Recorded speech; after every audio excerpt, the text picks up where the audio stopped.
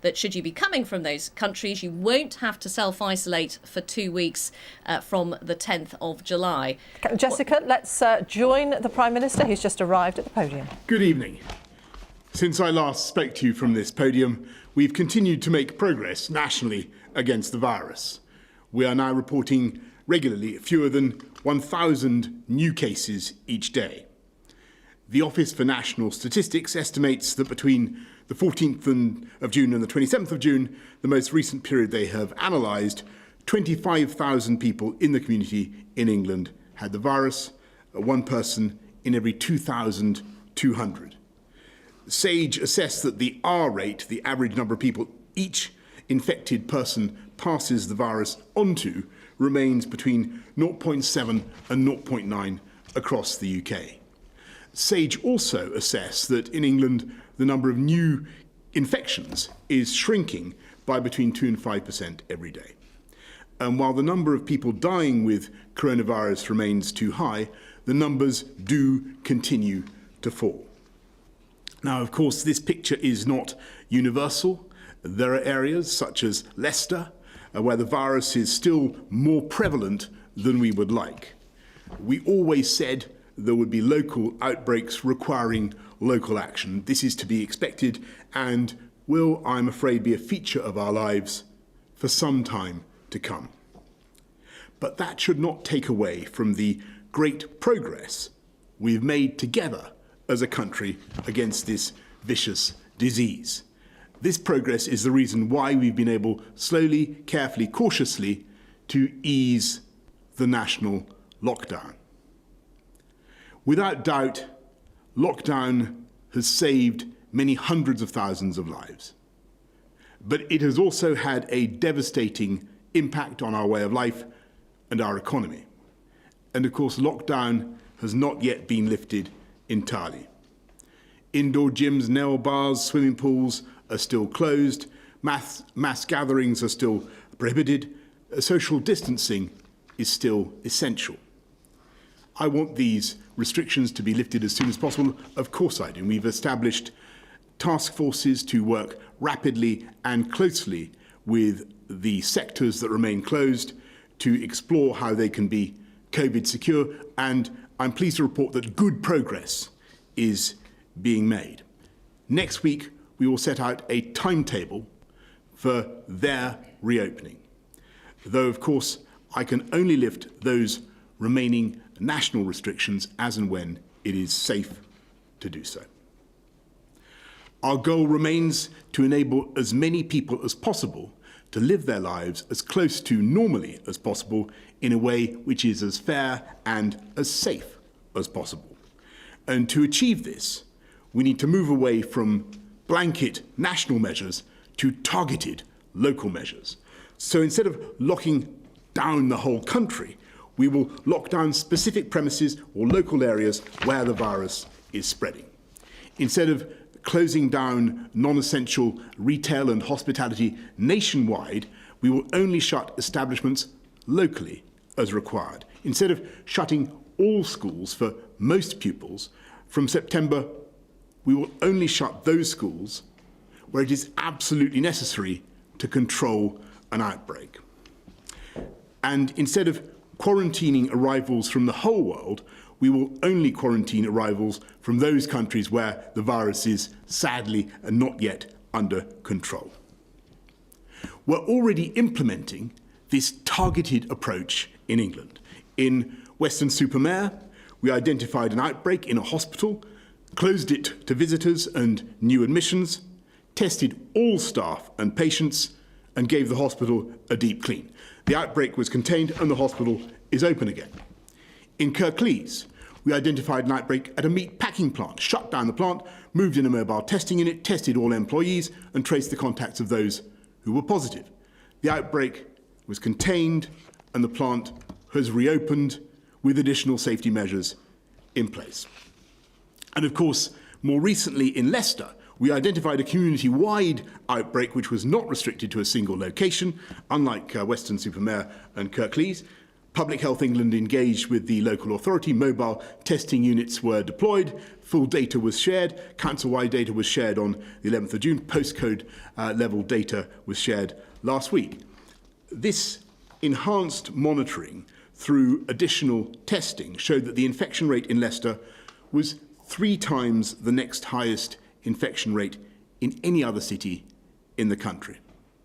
So on Monday, the Health Secretary announced local lockdown measures in Leicester for an initial period of 2 weeks. In each of these cases, the problems identified were specific to Weston-super-Mare, Kirklees and Leicester. So, of course, it made sense to take action locally rather than reimpose restrictions on the whole country. We're learning the whole time. With each local outbreak, we see what works well and what not so well so that we do better next time. Informed by our experience of these cases, we've developed an approach for controlling future local outbreaks which has 5 principal components: monitoring, engagement, testing, targeted restrictions, and finally, as a last resort, lockdown. First, monitoring. Public Health England, working with the Joint Biosecurity Centre, will examine carefully data on the spread of the disease and people's behaviour across the country. They will look out for emerging trends, rising case numbers and other indicators while taking into account local factors. Critically, we have made local data available to all directors of public health in local authorities so they too can monitor what's happening in their area. And local data will also be available to the public on the gov.uk dashboard. Second, engagement. If monitoring identifies local problems, NHS Test and Trace and Public Health England will work with the relevant local authority to develop a deeper understanding of the problem and identify solutions. Working with local agencies, we will seek to keep the local community informed at every stage so they know what's happening and what actions, if any, they need to take. Third, testing. We now have substantial testing capacity nationwide, and we have the ability to target that capacity at local areas in order to get a grip on emerging outbreaks. Scaled up testing at a local level, combined with contact tracing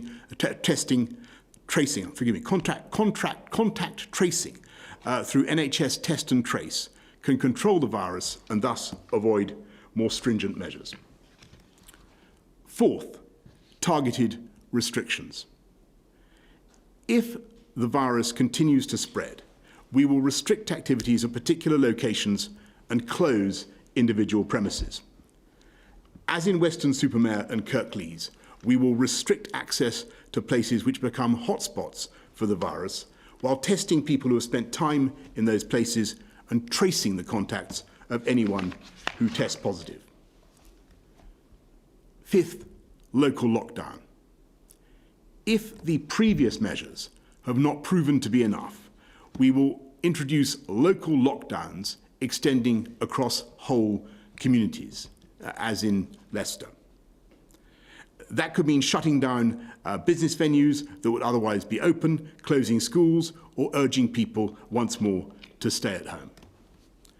Local lockdowns will be carefully calibrated depending on the specific circumstances of each outbreak, and we are continually exploring smarter means of containing the virus.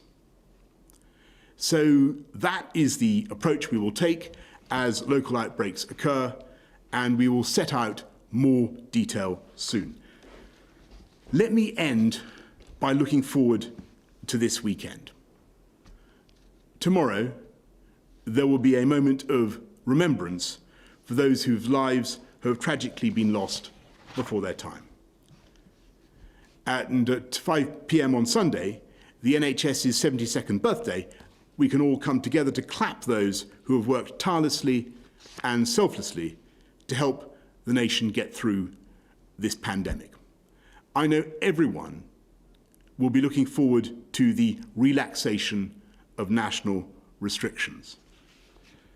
As lockdown eases, we should focus on supporting the livelihoods of business owners and their employees up and down the country, all of whom are opening their doors for the first time in more than 3 months. They are our local restaurants, hairdressers, libraries, museums, cinemas, and, yes, pubs. They're also our hotels, B&Bs, indeed much of our tourism industry. All these businesses and their workers have put in a heroic effort to prepare their venues for this reopening, to work out a way to trade that keeps their customers safe. But the success of these businesses, the livelihoods of those who rely on them, and ultimately the economic health of the whole country is dependent on every single one of us acting responsibly. We must not let them down. Lockdown only succeeded in controlling the virus because everyone worked together. And we will only succeed in reopening if everyone works together again, because we're not out of the woods yet. The virus is still with us, and the spike in Leicester has shown that. If it starts running out of control again, this government will not hesitate in putting on the brakes and reimposing restrictions.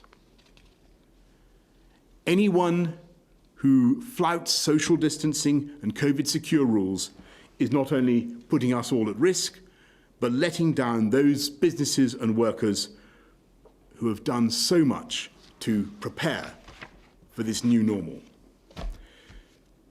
So, as we take this next step, our biggest step yet on the road to recovery, I urge the British people to do so safely. Remember, don't gather in groups of more than 6 outside or 2 households in any setting. Keep your distance from those outside your household, 2 meters if you can, 1 meter with precautions if you can't. Wash your hands. Let's all stay alert, control the virus, save lives, and enjoy summer safely. Thanks. Do either Chris or Patrick have anything that you want to say? No? Okay, well, I think in that case we will go straight to our questions from members of the public and the media. And we've got a question first from David from Milton Keynes. David. The event industry has been decimated by the restrictions put in place to combat the Covid-19 situation. With no end in sight for these restrictions, our industry faces a long period of enforced closure. Will the government offer any further assistance to the event and arts industry to ensure that it survives the next few months? Thank you. Well, thank you very much, David. And the events industry, the arts industry, the theatre sector, all of them have had an incredibly tough time. And I know how difficult it has been. What we've tried to do, David, is to support every sector of the UK economy, jobs, incomes to the tune of £120 billion so far. I know that particularly in the events and arts industry, people are anxious about when it's going to be their turn to unlock, and that's why I've announced tonight that we will next week be setting out a timetable so that we can get you all preparing, get underway, and make sure that we're working together to get your businesses as COVID secure as we can possibly make them. We'll be setting out a timetable next week, but David, the crucial thing is that we want life to get back, as I said, as fast as possible to as normal as possible, get the disease down so that the events and arts industry really have a chance of recovering. But you can also take it, David, that we will be doing everything that we reasonably can to support you, to support the arts, the theatre, the events world in the interim. Nothing from either Chris or Patrick. I thank you so much. Can we go to Hina from Leeds, please? Hina asks, there are fears of a second wave from doctors and those who are experts in the medical field. What are the contingency plans in place if a second wave was to occur? Well, I'm going to ask both Chris and Patrick to come in on this, but clearly that, a huge amount of work has been devoted to the possibility, of a second wave ever since the disease arrived in this country and indeed before, because our anxiety about the second wave has been very much at the forefront of our minds. We will obviously keep all sorts of measures in reserve. The local lockdowns that I talked about, the regional lockdowns, a national lockdown, of course, has to be, as it were, the response of the ultimate resort. We really don't want to do that again. So we will also be looking at other ways in which we can respond to the possibility of a second wave that reflect the vulnerabilities of particular groups and the prevalence of the second wave in certain areas, and we'll be bringing forward more detail about exactly how we propose to do that shortly. But I wonder whether Chris and Patrick want to say anything more about the second wave. I mean, a second wave is something which everybody, I think, realises is a possibility. And in fact, we're beginning to see the possibility of some second waves elsewhere in the world, and this possibility will exist with us for a very long time. So we have to prepare for that, and there's a lot of preparations going on. Clearly, the best thing to do is to try and make that as unlikely as possible.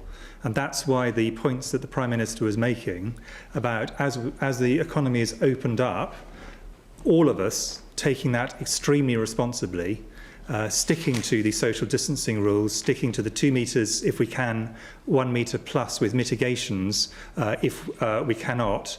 All the other things that have been recommended, ranging from the simple things like washing our hands to using face masks on public transport, all of these things are absolutely essential. And if individuals, families, firms do not take them seriously, the probability of a second wave goes up very, very sharply.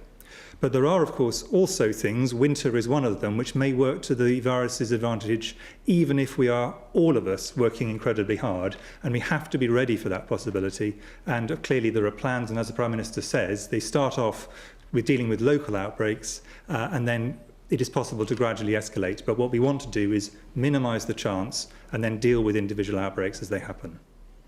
Well, I completely agree. The key is to make sure that the COVID-secure approach is across society. We all stick to it. It's particularly important as the measures are released now that we stick with the rules as Chris has described them. And that should be enough to keep this under control. But we'll still see local outbreaks. There will be an increase in local outbreaks. There's no question about that. And we need to be able to monitor and deal with those.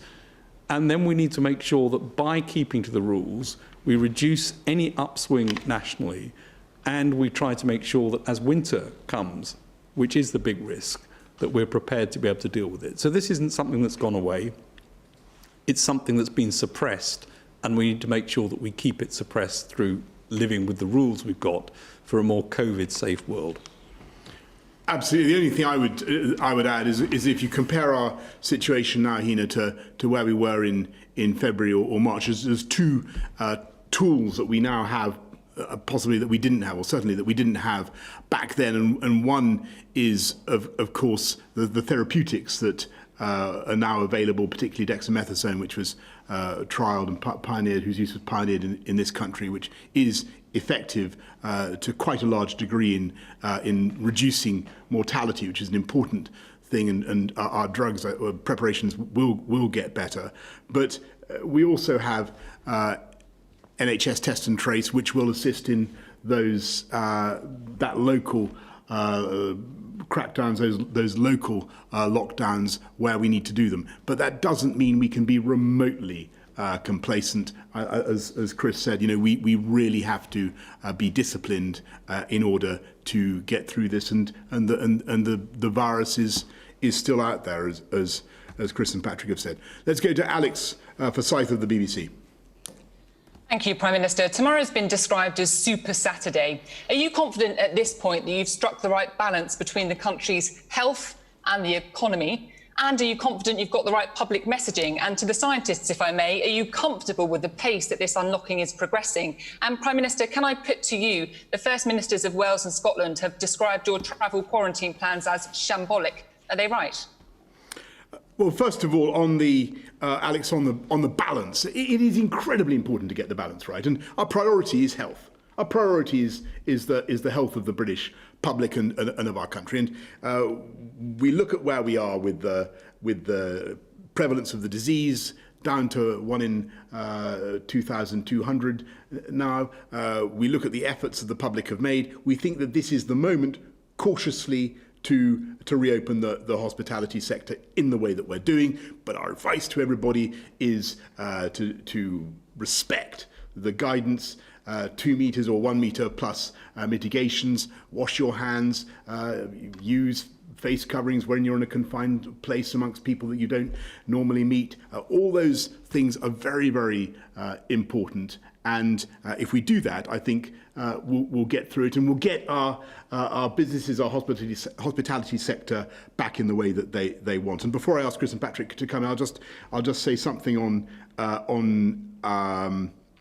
the decisions on quarantine and air bridges and how all that's going to work. Actually, I think we've trailed this for a very long time.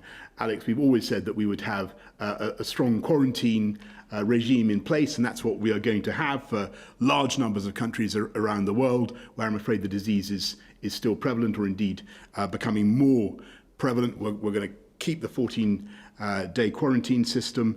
There are some countries, and the list has been published today, where we have reciprocal air bridge arrangements. I know that administrations in Wales and Scotland, may have their own take on this. But my impression of the way we've been working as a UK is that generally speaking, we are following very, very similar paths, if at slightly different speeds. Anything you want to say on that? I mean, the only in terms of pace, we really should be realistic that there are really serious risks on both sides of the path that we as a country, we as society, are trying to walk. Go too far one side and the virus comes back again. Go too far the other side and we get even further, and I speak as someone, this is a medical point, increases in unemployment, deprivation increasing, and all the social ills that go with that. So we are either side of the path we're on, there are risks, and we're going to have health problems and we're going to have economic problems for sure. So what we're trying to do is walk this narrow path.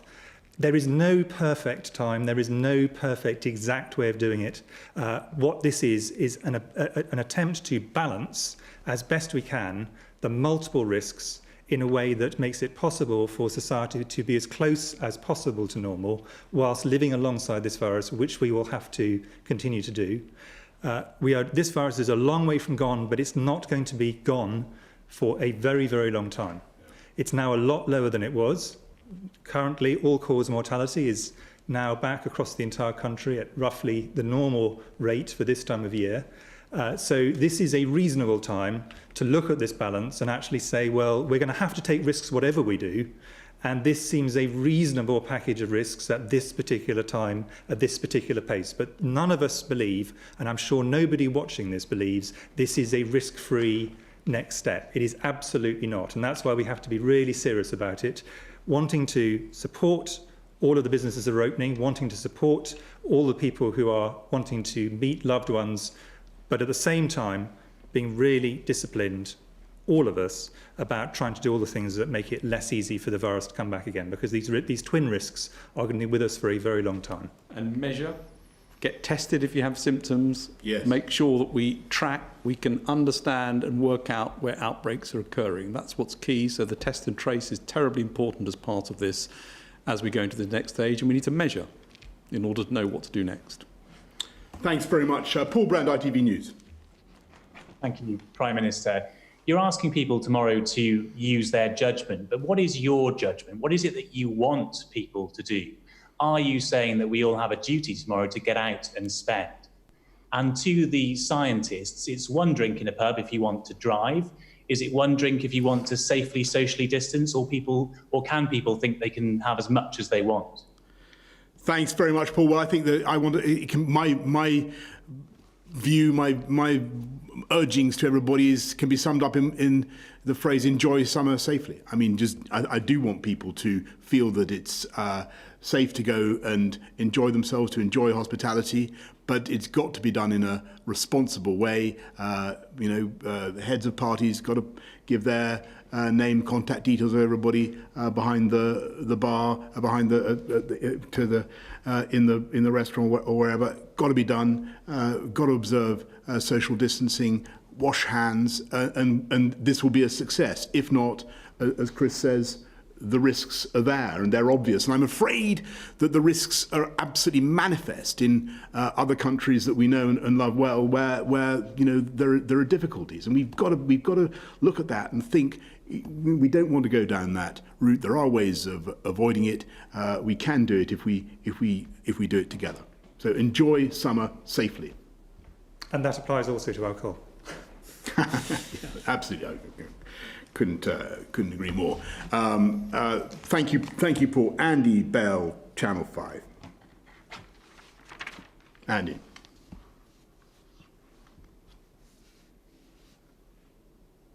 Can you hear us, Andy? Yeah, Thanks, sorry. Apologies. Thank you very much, Prime Minister. We haven't managed to arrive at a UK-wide system for quarantine people travelling in and out of the UK. So what do you say to, say, a family in Scotland who say, well, we'll drive over the border into England, fly out of England, back into England, and get around any quarantine difficulties in Scotland? Would they have your blessing? Would you say that was perfectly fine? And for the Chief Scientific Advisor and the Chief Medical Officer, was there ever a medical scientific justification for the blanket quarantine we imposed back on June the 8th? Well, first of all, Andy, I just really go back to what I've said earlier. I mean, I know that the DA, the devolved administrations in Scotland and I think also in Wales have a slightly different take on this. But my observation through the long weeks and months of cooperation on this is that the convoy is really going in very much the same direction, maybe at slightly different speeds. And I'm sure we'll get there together, and that common sense will apply. I think on the second one, our advice has been clear that the quarantine makes most sense and can be used effectively when people are coming from countries with higher infection rates than the ones we have here. And that's where quarantine is a measure that would make a difference. Thanks very much, Andy. Chris Smith, The Times. Thank you. Firstly, can I just follow up, Prime Minister, on some of your comments this morning on cricket, which suggested that scientific evidence you're getting suggests that the ball may not be such a vector of disease after all. And if so, and if everyone behaves themselves while having tea, can we get back to playing cricket soon? And then on tomorrow's easing, Sage papers out today identify bars and pubs as among the principal sources of super spreading events. So given that, can I ask Sir Patrick and Professor Whitty how concerned they are about what's going to happen tomorrow and what kind of surveillance measures need to be in place to make sure it doesn't lead to runaway chains of infection? And Prime Minister, Sage modelling also suggests that it's going to be touch and go getting all schools back in September, even if it all goes well, and that some other things, such as pubs, might have to close to allow it if people don't follow the rules. So are you telling the nation overdoing it tomorrow and during the summer risks children's education in the autumn? And if it came to it, would you prioritise hospitality or education? Right. Okay. Well, let me go first on education. Chris, look, we're absolutely determined and resolved to get all pupils back in September. Gavin Williams, Education Secretary, has set out a very, very good plan for doing that. I urge our friends in the teaching unions to work with us, and let's do it. I think it's the right way forward.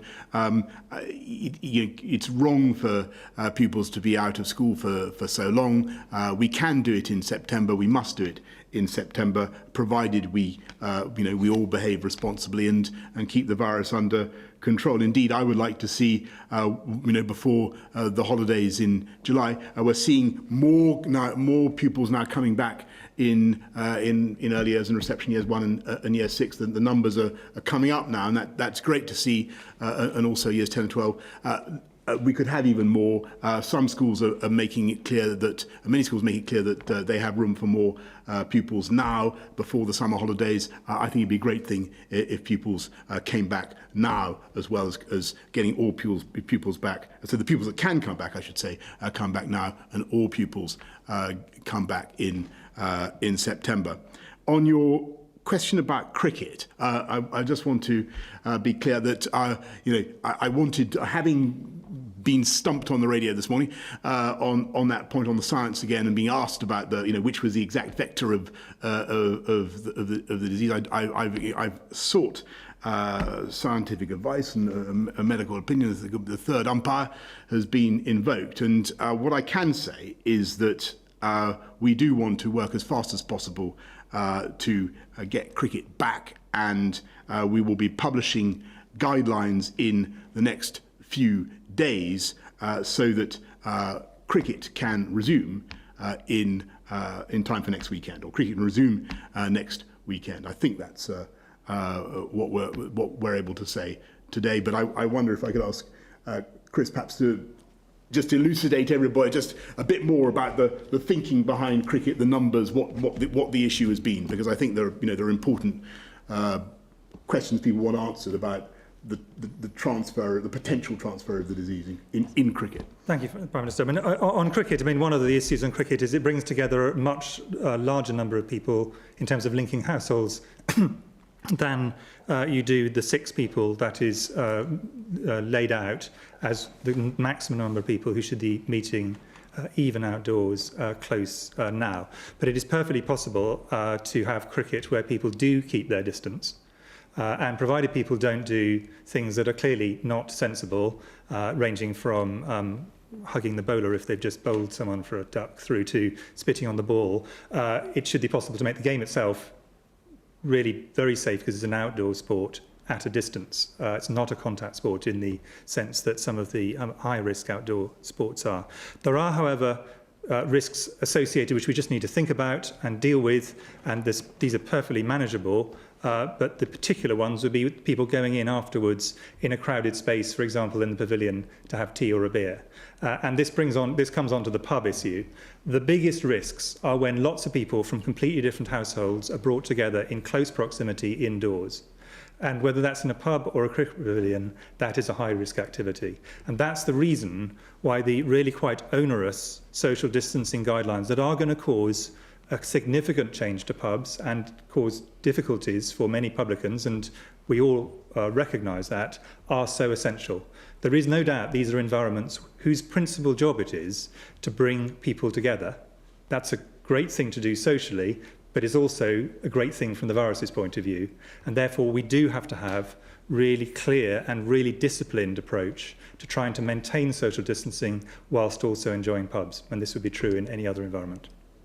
You're quite right to identify there are environments in which super spreading is more likely, and that's why super spreading occurs. And those environments are indoor environments where people are crowded, they can't socially distance, and they're together for a long time, and you're connecting lots of different households, as Chris has said. So the answer is, don't let pubs become like that. Make sure you've got the appropriate COVID-secure environment, and people can be distanced appropriately to try and reduce the risk. But whatever we do, the fact is that indoor environments which become crowded and people are there for a long time present a risk for spreading. Brilliant. Thanks very much. Kate Proctor of The Guardian. Thank you, Prime Minister. You've said that you won't hesitate to slam on the brakes if the pubs reopening doesn't quite go to planned. Would you consider completely shutting pubs if you can see in a few weeks that this isn't working? Is that the kind of handbrake measure you're referring to? And secondly, your father travelled to Greece against non-essential travel advice. Dominic Cummings was seen to have broken the spirit of lockdown rules by travelling to County Durham. Why should the public obey all the rules that you're putting out at the moment on the pubs reopening, when it does feel as though those close to you flout the rules? Well, thanks very much, Kate. Well, first of all, on the episode in Durham, the Durham police made very clear that they weren't pursuing that. I'd make it a normal practice not to comment on the movements or doings of my family. But what I can tell you is that actually, when you look at what the British public have done over the last 3 months, it has been a phenomenal effort to follow the guidance and get this thing under control. And people have worked together, and they've done an absolutely heroic job. And that's why we've got incidents running so much lower than it was only a few weeks ago. It's because of the collective efforts of the British public. We've got to keep that going now. I don't want to close all pubs at all if we have a further outbreak. What I've tried to say, I think you meant, do you want to close all pubs in the country? I don't want to get back to another national lockdown of that kind. We want to deal with local outbreaks, with local lockdown measures, and we're greatly assisted in our ability to do that by the test and trace operation. You've seen it work in Kirklees, in Ashford, Weston-super-Mare. We've had to do a big one now in Sheffield, but that is the approach that I want to take. But obviously, we have to retain all measures in reserve. I don't think there was a question for either. Thank you so much. Thank you. Harriet Line from PA. Thank you, Prime Minister. You said today that people should wear face coverings in confined spaces, but many people aren't. So are you considering making them mandatory in shops, as has happened in Scotland? And to the scientists, do you agree with Jacob Rees-Mogg that pubgoers should drink a yard of ale to celebrate pubs reopening? And is there any evidence that the protests, raves and crowded beaches that we've seen in recent weeks, where people haven't been obeying social distancing rules, have led to an uptick in infections? Well, Harry, I think we're sticking to what we're saying on face coverings, which is, look, when you're in a crowded space where you're with people that you don't normally come into contact with, the tube is an obvious example, but shops is another one, then you should wear a face covering. But Patrick and Chris, is there anything you want to say? I'm going to let Chris deal with the yard of ale, but the uptick of infections, we haven't seen anything from those sorts of events yet. Doesn't mean we won't, but there's been nothing that's been seen yet. And the same is true actually in some other countries where outdoor events have taken place. There hasn't yet been any indication we've had an uptick, but it's obviously something that needs to be looked for. And I'm sure Chris will comment again on alcohol and doing things safely and sensibly. Well, I seem to remember that Mr. Rees-Mogg said that he was going to buy the yard, but didn't say he would drink it. People clearly need to stick to the usual kind of sensible guidelines on drinking and enjoy it. Yeah. And I can tell you that I will certainly buy and drink a pint, but not a yard. And I really do just repeat the message to everybody. This is a big turning point for us. We've got to get it right. Let's work together and enjoy summer safely. Thanks, everybody. So that's the end of the briefing for today. But let's recap on what was said in the press conference led by the Prime Minister Boris Johnson. He promised to publish a timetable next week for the reopening of businesses, including indoor gyms, nail bars, swimming pools. He reiterated the plan to move away from blanket national measures to local targeted lockdowns, with the possibility of temporarily shutting individual businesses. He urged people to act safely and sensibly this weekend when pubs and restaurants reopen tomorrow in England, and he warned that we're not out of the woods yet and that he would not hesitate to impose restrictions again.